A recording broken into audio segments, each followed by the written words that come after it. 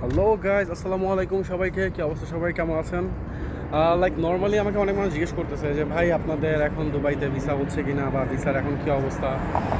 এখন two be honest হচ্ছে visa হচ্ছে অ্যাকচুয়ালি, বাট আগের মতো যে রেশিওটা ছিল ওই রকম হচ্ছে না।